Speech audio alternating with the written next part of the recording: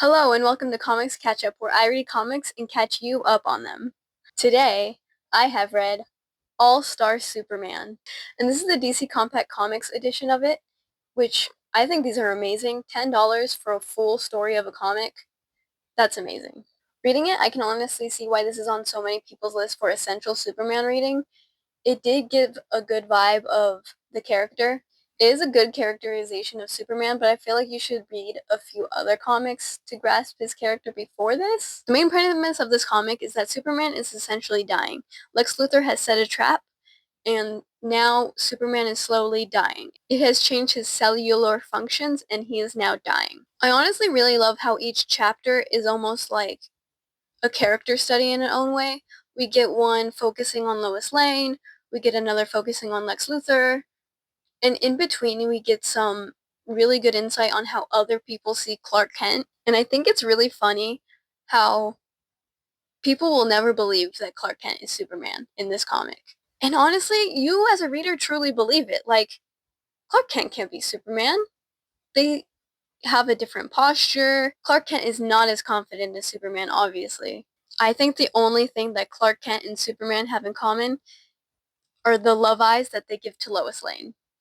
While I could see how this book was so revered, the tipping point for me was the chapter on Lex Luthor. That's when I finally went, yeah, this is why people love this comic so much. And it's kind of spoilers for a later chapter. But Lex Luthor is lying when he says, if Superman weren't here, then I would be amazing. I would cure cancer. He is lying. But the setup of Lex Luthor hating Superman so much is done so well. You can tell right off the bat why he hates Superman so much. And I love the characterization of him in it. Also, I see why this man never reasons out that Clark Kent and Superman are the same person. The only person he has the time of day for is Superman, and anyone that will help him reach his goals of defeating Superman. Anyone else is so lower than him that he can't even remember their names. Everything else is so beneath his plans to stop Superman. That is his only goal in life. He is willing to die for those goals, if we're being honest. And yes, thank you for asking. I did cry during this comic, okay? It's a comic built to make you cry.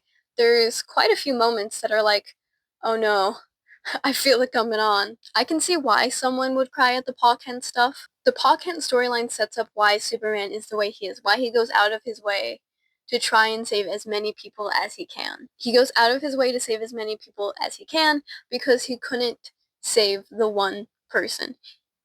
It kills him that he didn't even get last words to Pa Kent, which is rectified later in a really cute way, and I don't mind it being undone. I personally didn't cry during any of that, but I can see how it sets you up to cry. No, the chapter that I cried during was the chapter that shows Superman and Superman's schedule throughout the day. There are two very powerful scenes within this one story, and the second one got me. It's going to take a little bit of summarizing and explaining, so bear with me. The first storyline is the one that a lot of people share throughout the internet to show how good of a person Superman is to every person that he comes across. He saves a goth girl from killing herself. And the context of that scene is that earlier on in the day, he saves a train, and we see a therapist on call with someone, and he's like, nope, stay in your apartment until I can get to you. I got caught up by a train. And so obviously Superman hears this, and as he is faster and can fly, he goes to help this girl, and he saves her life. The other storyline that gets me, because Lex Luthor boasts a great game.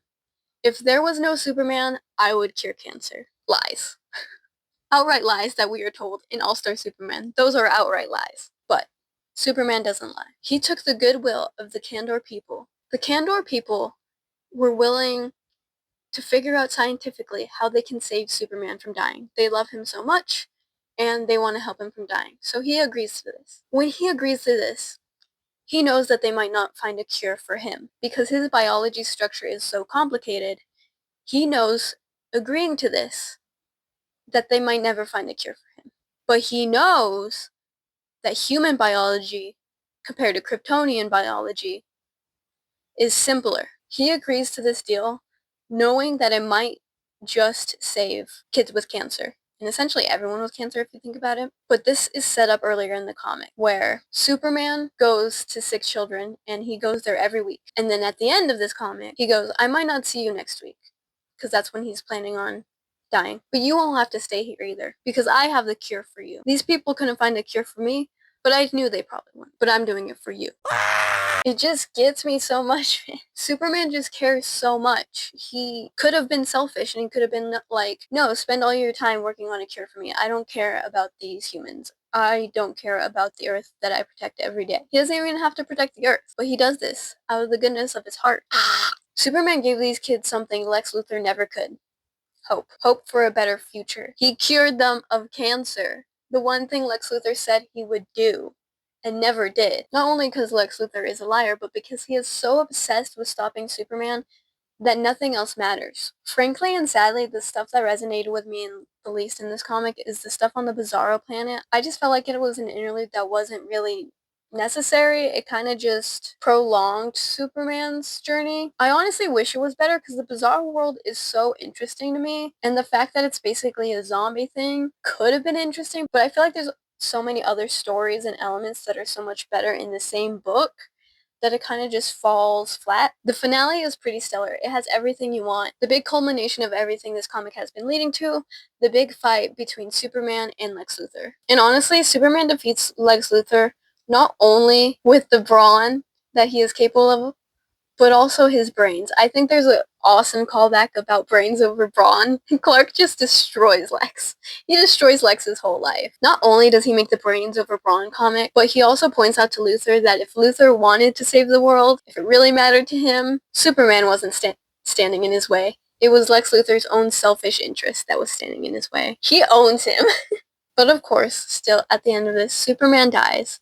And I think it's really sweet that Lois Lane has so much hope for Superman to still come back that he's made plans. There's no way that he would leave Earth completely unprotected. He will come back. He's not fully dead. And she's right. Oh, I forgot the other thing I didn't really like about this comic. The weird love triangle thing that was going on. The two other superheroes that were fighting for Lois Lane's affections. That was a weird plot line.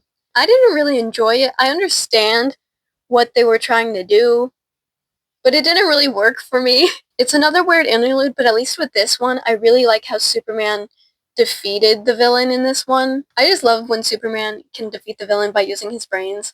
Like, yeah, sure, he's not going to be as smart as the smartest person in the world, but he's also not some dumb country bumpkin that people like to make him out to be. He can figure a lot of things out on his own. People really underestimate that about Superman, and I just think it's funny. Like, no, he's at least a little smart. Jimmy Olsen is a dweeb, and I love him. The Lois Lane relationship is also really cute in this. I really loved her. I think it was great that for her birthday she got the Superman powers for 24 hours, becoming Superwoman. Again, I can see why people recommend this as a central Superman reading.